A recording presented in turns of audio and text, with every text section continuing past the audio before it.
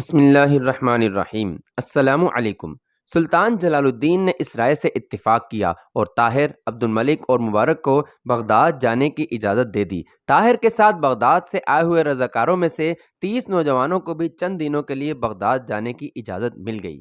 شام کے وقت بغداد کے وزیر اعظم نے صفیہ کو اپنے کمرے میں بلایا اور اس کے ہاتھ میں ایک خط دیتے ہوئے کہا، بیٹی، پورے 10 سال خلیفہ کی خدمت کرنے کے بعد مجھے کسی پر اعتبار نہیں رہا اور نہ ہی مجھے امید ہے کہ کوئی مجھ پر اعتبار کرتا ہوگا۔ میرا سب سے بڑا گناہ شاید یہ تھا کہ بعض معاملات میں خدا کی مرضی کے خلاف خلیفہ کے اشاروں پر چلتا رہا، لیکن عالم اسلام پر عبرت ناک تباہی لانے کے لیے میں خلیفہ کا ساتھ نہیں دے سکتا۔ سنو، جلال الدین خوارزم شاہ خلیفہ سے اعانت کی توقع پر بغداد آ رہا ہے۔ میرے اصرار پر خلیفہ نے اسے ایک حوصلہ افزا خط لکھا تھا اور مجھے یہ اطمینان تھا کہ میرا یہ فعل شاید میری گزشتہ تمام غلطیوں کا کفارہ ہو سکے گا، لیکن معلوم ہوتا ہے کہ قدرت کو ہماری بھلائی منظور نہیں۔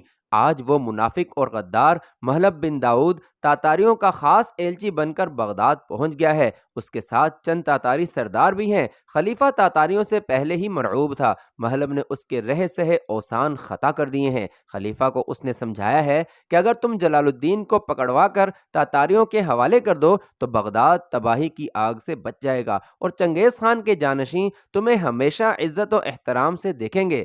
خلیفہ کی تسلی کے لیے تاتاریوں سے انعام کی توقع میں چند مفتیوں نے بھی یہ فتویٰ دے دیا ہے کہ تاتاریوں کو خدا نے زمین کے وسیع حصے پر حکومت عطا کی ہے، ان کی مخالفت خدا کی مرضی سے بغاوت ہے اور جلال الدین کے مذہبی عقائد درست نہیں، اس لیے بغداد کے لوگوں پر اس کی اعانت فرض نہیں۔ معلوم ہوتا ہے کہ مہلب چند دن پہلے سے یہاں سرگرم عمل تھا، لیکن مجھے اس کی آمد کا صرف اس وقت پتہ چلا جب وہ چند تاتاری سرداروں کے ساتھ خلیفہ کے دسترخوان پر بیٹھنے کا شرف حاصل کر چکا تھا۔ میں نے خلیفہ کو سمجھانے کی کوشش کی ہے، لیکن مہلب کی باتوں سے متاثر ہو کر خلیفہ خدا سے زیادہ تاتاریوں سے ڈرتا ہے۔ آج رات پھر خلیفہ نے مجھے اور فوج کے چند عہدیداروں کو ملاقات کی دعوت دی ہے اور مجھے امید ہے کہ آج خلیفہ کے محل میں مسلمانوں کی قسمت کا فیصلہ ہو جائے گا۔ سلطنت کے بڑے بڑے عہدیداروں میں سے کوئی بھی خوارزم شاہ کی مدد کر کے تاتاریوں کی دشمنی مول لینے کے حق میں نہیں، لیکن میں آخری فرض ادا کروں گا۔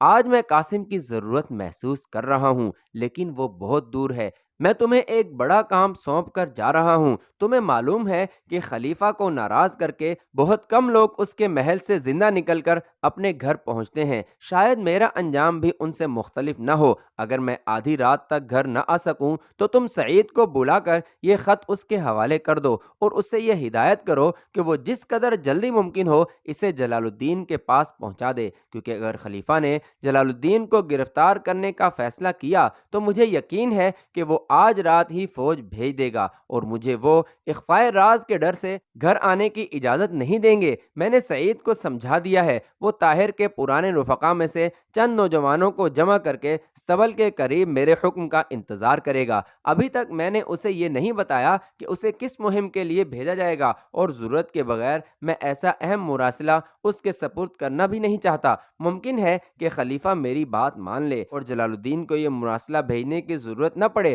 بہرحال اگر میں آدھی رات تک نہ آ سکا تو بغداد کے وزیر اعظم کی زندگی کا آخری فرض اس کی بھتیجی پورا کرے گی۔ سعید اور طاہر کے دوسرے ساتھی مجھ سے زیادہ تم پر اعتبار کرتے ہیں۔ صفیہ نے کہا، آپ اطمینان رکھیے، میری طرف سے کوتاہی نہیں ہوگی۔ وزیر اعظم نے مسکراتے ہوئے کہا، مجھے تم پر بھروسہ ہے۔ اگر قاسم بھی یہاں ہوتا تو بھی شاید اس کام کے لیے میری نگاہ تم پر ہی پڑتی۔ وزیر اعظم شاہی محل کی طرف چل دیا۔ عشاء کی نماز سے تھوڑی دیر بعد وزیر اعظم کے محل میں کوہرام مچا ہوا تھا۔ محل کے تمام نوکر اس کے گرد جمع تھے۔ اس کے سینے اور پسلیوں کے زخموں سے خون بہہ رہا تھا۔ وزیر اعظم نے ہوش میں آ کر آنکھیں کھولیں اور نحیف آواز میں سوال کیا، میں یہاں کیسے پہنچا؟ ایک نوکر نے جواب دیا، آپ دروازے پر پہنچ کر گر پڑے تھے، ہم آپ کو یہاں اٹھا لائے۔ اور وہ نوکر جو میرے ساتھ تھے؟ ایک نوکر نے آگے بڑھ کر کہا، مجھے معمولی زخم آئے ہیں، حامد قتل ہو گیا ہے۔ تم نے انہیں پہچانا؟ جی، میں نے مہلب کو پہچان لیا تھا۔ جب آپ خلیفہ کے محل سے باہر نکلے تھے تو وہ آپ کے ساتھ تھا۔ ہم دونوں سیڑھیوں سے نیچے چند قدم کے فاصلے پر آپ کا انتظار کر رہے تھے۔ جب آپ نیچے اتر رہے تھے تو 4 نقاب پوش آدمیوں نے درختوں کے سائے سے نکل کر آپ پر حملہ کر دیا۔ آپ مڑ کر دروازے کی طرف بھاگے، لیکن محلب نے آپ کا راستہ روک کر آپ پر خنجر کے 2-3 وار کر دیے اور مدد کے لیے شور مچانا شروع کیا۔ حامد مجھ سے آگے تھا، اس نے محلب پر حملہ کیا، لیکن وہ ایک طرف ہو کر بچ گیا اور حامد ایک نقاب پوش کی تلوار سے گھائل ہو کر گر پڑا۔ میں نے آگے بڑھ کر ایک نقاب پوش کو مار گرایا، باقی 3 نقاب پوش مجھ پر ٹوٹ پڑے۔ میں نے ایک اور کو بھی مار گرایا۔ اتنی دیر میں خلیفہ کے محل کے سپاہی باہر نکل آئے اور محلب نے جلدی سے سیڑھیوں پر چڑھ کر کہا، سپاہی آ رہے ہیں، بھاگ جاؤ۔ وہ بھاگ گئے تو میں آپ کی طرف متوجہ ہوا۔ آپ وہاں سے محل کا رخ کر رہے تھے۔ میں بھاگ کر آپ کے پاس پہنچا اور چند قدم آپ کے ساتھ چل کر اس خیال سے رک گیا کہ مبادا وہ آپ کا تعاقب کریں۔ جب مجھے اطمینان ہو گیا کہ آپ محل کے قریب پہنچ چکے ہیں تو میں بھی آ گیا۔ وزیر اعظم نے کہا، سعید کہاں ہے؟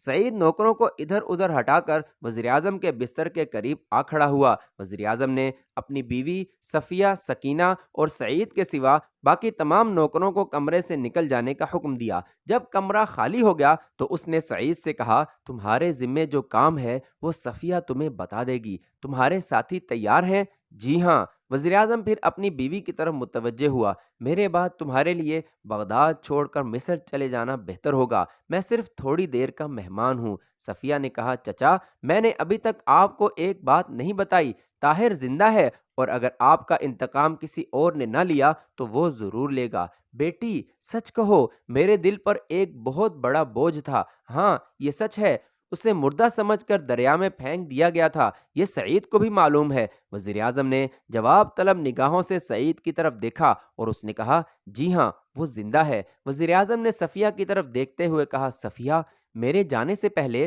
خلیفہ 30,000 سپاہی سلطان کو گرفتار کرنے کے لیے روانہ کر چکا تھا۔ اب تمہیں اپنا وظیفہ پورا کرنا ہے۔ وہ آج رات کافی دور جا چکے ہوں گے۔ سکینہ مجھے تمہارے ساتھ باتیں کرنے کے لیے کبھی فرصت نہ ملی، آج میرے پاس بیٹھ جاؤ۔ سکینہ آنسو بہاتی ہوئی اس کے قریب بیٹھ گئی۔ وزیر اعظم نے چند ثانیے اس کی طرف دیکھنے کے بعد آنکھیں بند کر لیں اور درد سے کراہنے لگا۔ تھوڑی دیر بعد اس نے آنکھیں کھولیں اور اشارے سے پانی مانگا۔ سعید نے اس کی گردن کو ہاتھ کا سہارا دے کر اٹھایا اور صفیہ نے پانی کا پیالہ اس کے ہونٹوں سے لگا دیا۔ پانی کا ایک گھونٹ پینے کے بعد وہ آنکھیں بند کر کے لیٹ گیا۔ سکینہ نے کہا، انہیں غش آ گیا ہے۔ سعید نے جلدی سے اس کا منہ کھولا اور صفیہ کو پانی ڈالنے کے لیے کہا۔ صفیہ نے اس کے منہ میں پانی ڈالا لیکن وہ حلق سے نیچے اترنے کے بجائے باچھوں سے باہر آ گیا۔ وزیر اعظم نے آنکھیں کھولیں اور چند بار اکھڑے اکھڑے سانس لینے کے بعد ہمیشہ کی نیند سو گیا۔ سکینہ اور چچی کو اس کی لاش کے ساتھ لپٹ کر روتے ہوئے چھوڑ کر صفیہ آنسو بہاتے ہوئے باہر نکل آئی۔ سعید اس کے پیچھے تھا۔ میں آپ کے حکم کا منتظر ہوں، اس نے کہا۔ صفیہ نے جواب دیا، ٹھہرو میں ابھی آتی ہوں۔ تھوڑی دیر بعد صفیہ اپنے کمرے سے نکلی۔ اس نے سواری کا لباس پہنا ہوا تھا اور اس کی کمر سے تلوار لٹک رہی تھی۔ اس نے ایک خادمہ کے ہاتھ میں ایک رقعہ دیتے ہوئے کہا، صبح یہ رقعہ سکینہ کو دے دینا۔ سعید حیرانی سے اس کی طرف دیکھ رہا تھا۔ وہ بولی، چلو سعید، لیکن آپ ہمارے ساتھ جائیں گی؟ ہاں میں تمہارے ساتھ جاؤں گی۔ چچا نے کہا تھا، یہ ان کی زندگی کا آخری اور اہم ترین فرض ہے اور میں اسے پورا کرنا چاہتی ہوں، لیکن آپ کو مجھ پر اعتبار کرنا چاہیے۔ مجھے تم پر اعتبار ہے لیکن مجھے ڈر ہے کہ وہ شاید تمہاری طرف سے کسی پیغام کو اہمیت نہ دیں۔ اس کے علاوہ محلم مجھے اچھی طرح جانتا ہے، میں یہاں ٹھہر کر اس گھر کی سیاہ بختی میں اور اضافہ نہیں کروں گی۔ سورج نکلنے کے تھوڑی دیر بعد طاہر اور اس کے ساتھی ایک پہاڑی علاقے سے گزر رہے تھے۔ ایک کشادہ وادی میں داخل ہوتے ہی انہیں سامنے کی پہاڑیوں سے آنے والی پگڈنڈی پر 8-10 سوار سرپٹ آتے دکھائی دیے، جن کے پیچھے 50 کے لگ بھگ سواروں کا ایک اور دستہ تھا۔ طاہر غور سے دیکھنے کے بعد عبد الملک کی طرف متوجہ ہوا۔ معلوم ہوتا ہے کہ وہ بھاگنے والوں کا تعاقب کر رہے ہیں، ہمیں ان کی مدد کرنی چاہیے۔ عبد الملک نے کہا، وہ پیچھے سے تیر بھی چلا رہے ہیں، وہ دیکھیے ایک آدمی زخمی ہو کر گر رہا ہے۔ وہ 2 حصوں میں تقسیم ہو کر ان کے گرد گھیرا ڈال رہے ہیں اور وہ 8-10 آدمی صرف جان بچا کر بھاگنا چاہتے ہیں، لڑنا نہیں چاہتے، ہمیں ان کی مدد کرنی چاہیے۔ طاہر نے اپنے ساتھیوں کی طرف دیکھا اور بلند آواز میں کہا، جلدی، وہ ان کے نرغے میں آنے والے ہیں۔ آن کی آن میں طاہر اور اس کے ساتھی پہاڑی سے اتر کر وادی میں پہنچ گئے۔ طاہر نے بلند آواز میں کہا، عبد الملک وہ دیکھو سب سے آگے شاید ایک عورت ہے، تم اسے بائیں طرف سے گھیرنے والے سواروں کو روکو، میں دائیں طرف جاتا ہوں، وہ دونوں طرف سے ان کے تیروں کی زد میں آ چکے ہیں، ان کے لیے پگڈنڈی چھوڑ دو، اگر انہوں نے ہمیں بھی تعاقب کرنے والوں کا ساتھی سمجھ کر ادھر ادھر مڑنے کی کوشش کی تو وہ مارے جائیں گے۔ طاہر کے ساتھیوں نے دو حصوں میں تقسیم ہو کر تعاقب کرنے والوں کا راستہ روک لیا اور بھاگنے والے انہیں اپنے مددگار سمجھ کر کچھ دور جانے کے بعد رک گئے۔ طاہر نے آگے بڑھ کر بلند آواز میں پوچھا، تم ان لوگوں کا تعاقب کیوں کر رہے ہو؟ اس کے جواب میں تعاقب کرنے والوں میں سے ایک شخص نے، جس کا سر اور چہرہ آہنی خود میں چھپا ہوا تھا، اپنے لباس سے بغداد کی فوج کا افسر معلوم ہوتا تھا، آگے بڑھ کر کہا، یہ خارزم شاہ کے جاسوس ہیں، تم ہمارا راستہ مت روکو، تم خلیفہ کے سپاہی معلوم ہوتے ہو، شاید تمہیں معلوم نہیں کہ خلیفہ اور خارزم شاہ کے درمیان ایک دوستانہ معاہدہ ہو چکا ہے۔ یہ باتیں ہم بہتر جانتے ہیں، تم ہمارے رستے سے ہٹ جاؤ ورنہ ہم تمہیں ہٹنے پر مجبور کر دیں گے۔ نہیں، جب تک ہمیں یہ معلوم نہ ہو کہ انہوں نے کیا جرم کیا ہے ہم ان کی حفاظت کریں گے۔ ہمیں شک ہے کہ وہ خارزم شاہ کے پاس جا رہے ہیں۔ تمہیں محض شک کی بنا پر لوگوں کو قتل کرنے کی اجازت نہیں دی جا سکتی، اور خارزم شاہ کے پاس جانا جرم نہیں، تو پھر مقابلے کے لیے تیار ہو جاؤ۔ طاہر نے جواب دیا، مسلمان کی جان بہت قیمتی ہے، بہتر یہی ہے کہ تم واپس چلے جاؤ، تم تعداد میں 15-20 زیادہ ہو، لیکن میرے ساتھ وہ سپاہی ہیں جو کئی میدانوں میں اپنے بازو آزما چکے ہیں، ہم تمہیں اطمینان دلاتے ہیں کہ ہم خلیفہ کے دشمن نہیں، تم یہیں ٹھہر جاؤ، میں ایک آدمی ان کی طرف بھیجتا ہوں، اگر وہ ہماری تسلی نہ کر سکے تو ہم انہیں خود پکڑ کر بغداد لے جائیں گے۔ طاہر نے عبد الملک کو اشارے سے اپنے قریب بلایا اور کہا، آپ جا کر دریافت کیجئے وہ کون ہے۔ فوجی افسر نے کہا، لیکن تم کون ہو؟ طاہر نے جواب دیا، گھبراؤ نہیں، ہم مسلمان ہیں، تاتاری نہیں، اگر تم تاتاری ہوتے تو ہمارا راستہ کبھی نہ روکتے، خوف کے باعث یا دوستی کی وجہ سے؟ افسر نے قدرے تذبذب کے بعد گفتگو کا موضوع بدلتے ہوئے کہا، تمہارا لہجہ اور تمہاری آواز کسی ایسے آدمی سے ملتے ہیں جسے میں جانتا تھا، وہ بھی تمہاری طرح ہر معاملے میں ٹانگ اڑایا کرتا تھا، شاید میری صورت بھی اس سے ملتی ہو، اور یہ بھی ہو سکتا ہے کہ میں وہی آدمی ہوں۔ وہ مر چکا ہے، کبھی کبھی مردے بھی زندہ ہو جایا کرتے ہیں، تم بالکل طاہر بن یوسف کی طرح بولتے ہو، طاہر بن یوسف مر چکا ہے اور آج اس کا ایک دوست اس کا پیچھا کرتے کرتے ملک عدم کی حدود میں پاؤں رکھ چکا ہے۔ تمہاری آواز اور تمہارا لہجہ ایک ایسے آدمی سے ملتا ہے جس نے عہدے کے لالچ میں اپنے دوستوں کو پکڑوانے کا وعدہ کیا تھا۔ تم کون ہو؟ اگر تم دوستوں کو بھولنے کے عادی نہیں تو شاید مجھے پہچان لو۔ طاہر نے یہ کہتے ہوئے خود اتار دیا۔ طاہر تم؟ ہاں افضل، کیا تم مجھے اپنی صورت نہیں دکھاؤ گے؟ ابھی تمہیں شک ہے تو ذرا آگے آ جاؤ۔ لیکن تمہیں تو… ہاں مجھے زہر دیا گیا تھا، لیکن ہر زہر مہلک نہیں ہوتا۔ طاہر خدا شاہد ہے کہ میں اس سازش میں شریک نہ تھا اور تمہیں پکڑوانے کے لیے میں نے کوئی سازش نہیں کی۔ طاہر نے خود سر پر رکھتے ہوئے کہا، مجھے افسوس ہے کہ تمہیں پکڑوانے کا موقع ہی نہیں ملا۔ کیا میں پوچھ سکتا ہوں کہ اب تم کس نیت سے یہاں پہنچے ہو اور یہ لوگ جن کا تم پیچھا کر رہے ہو کون ہیں؟ میں تمہیں کچھ نہیں بتا سکتا، صرف یہ کہہ سکتا ہوں کہ تم نے میرا راستہ روک کر سپہ سالار کے احکام میں مداخلت کی ہے۔ سپہ سالار؟ وہ کہاں ہے؟ میں یہ نہیں بتا سکتا۔ تو تمہاری خیر اسی میں ہے کہ واپس چلے جاؤ، تم جانتے ہو کہ میں بزدل نہیں، جب تک تم غدار نہ تھے میری یہی رائے تھی، لیکن غداری اور بہادری ایک ہی وجود میں جمع نہیں ہو سکتی۔ مجھے صرف ان لوگوں کے تعاقب کا حکم تھا، اگر راہ چلتوں پر تلوار اٹھانے کی اجازت ہوتی تو تم مجھے بزدلی کا طعنہ نہ دیتے۔ جب تم جانتے ہو کہ ہماری لاشیں روندے بغیر تم ان کا پیچھا نہیں کر سکتے تو تم واپس کیوں نہیں چلے جاتے؟ افسر نے کوئی جواب نہ دیا اور تذبذب کی حالت میں اپنے ساتھیوں کی طرف دیکھنے لگا۔ اتنے میں عبد الملک گھوڑا دوڑاتا ہوا طاہر کے قریب پہنچا اور افضل کی طرف نیزہ تان کر حملے کے لیے تیار ہو گیا۔ طاہر نے کہا، عبد الملک لڑائی کی ضرورت نہیں، یہ ہمارے دوست افضل ہیں اور غالباً واپس جانے کا فیصلہ کر چکے ہیں۔ عبد الملک نے جواب دیا، یہ اب اپنے متعلق کوئی فیصلہ نہیں کر سکتے، افضل تیار ہو جاؤ۔ نہیں نہیں عبد الملک، ٹھہرو، طاہر چلایا، لیکن عبد الملک نے اس کی طرف توجہ دیے بغیر گھوڑے کو ایڑ لگا کر افضل پر حملہ کر دیا۔ افضل نے بچاؤ کی کوشش کی لیکن عبد الملک کا نیزہ اس کے سینے کے آر پار ہو گیا۔ طرفین پر ایک لمحے کے لیے سکتہ طاری ہو گیا۔ عبد الملک گھوڑا موڑ کر ان کے درمیان آ کھڑا ہوا اور افضل کے ساتھیوں کو مخاطب کرتے ہوئے بلند آواز میں بولا، تم میں سے اور کون ہے جو خلیفہ کا نمک حلال کرنا چاہتا ہے؟ یہ خشک زمین منافقوں، بزدلوں اور غداروں کے خون کے لیے ترس رہی ہے۔ میری طرف دیکھو، میں عبد الملک ہوں، شاید تم میں سے اکثر مجھے پہچانتے ہوں۔ عبد الملک نے ایک لمحے کے لیے خود اتار کر پھر سر پر رکھتے ہوئے کہا، اے کاش تم جینا اور مرنا جانتے۔ تم کمزور کے سامنے شیر اور طاقتور کے سامنے بھیڑے بن جاتے ہو۔ تم عورتوں پر تیر برساتے ہو لیکن مردوں کو دیکھ کر تمہارے ہاتھ کانپتے ہیں۔ جاؤ، جا کر اپنے سپہ سالار سے کہو کہ جس جنگل میں وہ شکار کھیلتا ہے وہاں خرگوش نہیں چیتے رہتے ہیں۔ خاردم شاہ کے ساتھ چند آدمی ہیں لیکن ان میں سے ہر ایک ہزاروں سے لڑنا جانتا ہے۔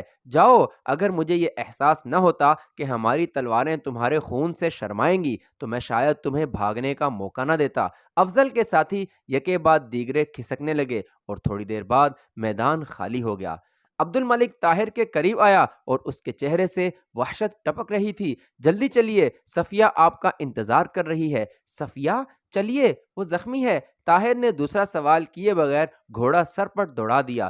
پہاڑی پر چڑھتے ہوئے جب گھوڑے کی رفتار کم ہوئی تو اس نے عبد الملک سے سوال کیا، وہ کہاں ہے؟ میں انہیں اس پہاڑی کے پیچھے ندی کے کنارے چھوڑ آیا ہوں۔ زخم خطرناک تو نہیں؟ اسے 2 تیر لگے ہیں۔ ایک کا زخم معمولی ہے لیکن دوسرا بری طرح اس کی پسلی میں پیوست تھا۔ میں نے نکال دیا ہے، لیکن کیا؟ خدا خیر کرے۔ صفیہ پتھر سے ٹیک لگائے بیٹھی تھی۔ سعید اسے پانی پلا رہا تھا۔ طاہر کو دیکھا تو وہ اٹھ کر کھڑی ہو گئی۔ وہ گھوڑے سے کود پڑا۔ صفیہ چند قدم آگے بڑھی لیکن آنکھوں تلے اندھیرا چھا گیا۔ وہ لڑکھڑا کر گرنے لگی کہ طاہر نے بھاگ کر اسے اپنے بازوؤں کا سہارا دیا اور آہستہ سے زمین پر لٹا دیا۔ صفیہ، تم یہاں کیوں آئی؟ طاہر نے درد بھری آواز میں کہا۔ صفیہ نے اپنے چہرے پر ایک مغموم مسکراہٹ لاتے ہوئے کہا، اب ان باتوں کا وقت نہیں۔ دیکھیے یہ ندی کس قدر چھوٹی ہے لیکن اس کا پانی کس قدر شفاف ہے۔ دریائے دجلہ بہت بڑا ہے لیکن اس کے گدلے پانی سے گھبرا گئی تھی۔ آپ کے گاؤں کے نخلستانوں میں بالکل اس قسم کی ندیاں بہتی ہوں گی، ٹھنڈے، میٹھے اور شفاف پانی کی ندیاں۔ میں ان کی تلاش میں یہاں پہنچ گئی۔ طاہر کے چند ساتھی اس کے قریب آ پہنچے۔ عبد الملک انہیں لے کر ایک طرف ہو گیا۔ صفیہ نے کہا، آپ مغموم کیوں ہیں؟ میری طرف دیکھیے، میں خوش ہوں۔ ہاں، میں اس ندی کے متعلق کہہ رہی تھی۔ اگر میں مر جاؤں تو مجھے اس ندی کے کنارے چھوڑ جائیے۔ نہیں نہیں صفیہ، تم ٹھیک ہو جاؤ گی، تمہارے زخم معمولی ہیں۔ میں تمہیں ان نخلستانوں میں لے جاؤں گا جن میں ٹھنڈے، میٹھے اور شفاف پانی کی ندیاں بہتی ہیں۔ اب حوادث کی طوفان کی کوئی لہر ہمیں ایک دوسرے سے جدا نہیں کر سکے گی، صفیہ نے کہا، اور ہم پھر صبح گھوڑوں پر سوار ہو کر صحرا کی سیر کے لیے جایا کریں گے۔ ہاں صفیہ، میں وعدہ کرتا ہوں، اور میں آپ کے ساتھ نیزہ بازی کی مشق کیا کروں گی اور پھر میں نخلستانوں میں پھول تلاش کیا کروں گی، اور جب آپ لڑائی کے لیے جایا کریں گے تو میں ریت کے ٹیلوں پر چڑھ کر آپ کی راہ دیکھا کروں گی۔ ہاں صفیہ۔ صفیہ کی آنکھوں سے آنسو بہہ نکلے۔ اس نے ہچکی لیتے ہوئے کہا، اب مجھے موت کا کوئی غم نہیں، آپ میرے ہیں، آپ میرے ہیں۔ اس نے آنکھیں بند کر لی۔ صفیہ، صفیہ، طاہر نے آپ دیدہ ہو کر کہا۔ صفیہ نے آنکھیں کھولیں لیکن کوئی جواب نہ دیا۔ طاہر نے عبد الملک کو آواز دی۔ وہ بھاگتا ہوا آگے بڑھا۔ طاہر نے کہا، اسے غش آ گیا ہے، پانی لاؤ۔ پانی کے چند گھونٹ خلق سے اتارنے کے بعد صفیہ کے چہرے پر کچھ تازگی آ گئی۔ اس نے نحیف سی آواز میں کہا، شاید میں سو گئی تھی۔ اس نخلستان میں شفاف پانی کا چشمہ پھوٹ رہا تھا۔ میں وہاں کھڑی تھی اور آپ گھوڑے پر سوار ہو کر کہیں جا رہے تھے، کہیں بہت دور۔ اس نے پھر آنکھیں بند کر لیں۔ اس کے چہرے پر نیلاہٹ چھا رہی تھی۔ وہ آہستہ آہستہ کہہ رہی تھی، آپ دیر نہ لگائیں، فوج یہاں سے 1 منزل دور۔